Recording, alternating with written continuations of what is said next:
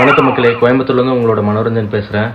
Maharashtra train accident கேள்விப்பட்டிருப்பீங்க. கொஞ்ச நேரத்துக்கு முன்னாடி தான் நடந்திருக்கு. கிட்டத்தட்ட 10 பேர் அந்த விபத்தில் இறந்துருக்காங்க. புஷ்பக் அப்படிங்கிற ஒரு ட்ரெயினில் ஏதோ நிறைய புகை அந்த புகை ஏதோ ஒரு ஃபயர் ஆக்சிடென்ட் ஆயிடுச்சுங்கிற பயத்தில் ரொம்ப எல்லாருமே ஓட ஆரம்பிச்சிருக்காங்க. அதில் ட்ராக் கிராஸ் பண்ணும்போது பார்த்திங்கன்னா கிட்டத்தட்ட 10 பேர் உயிரிழந்திருக்காங்க.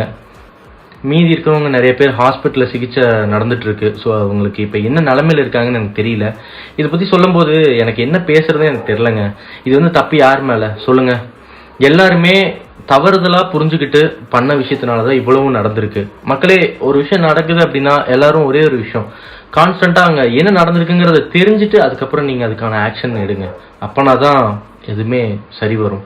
ஸோ கைஸ், ப்ளீஸ் எல்லோரும் ப்ரே பண்ணிக்கோங்க. யார் யாருக்கு அடிபட்டுச்சோ அவங்களாம் பொழைச்சிக்கணும், நல்லா இருக்கணும்னு வேண்டிக்கங்க. Bye guys.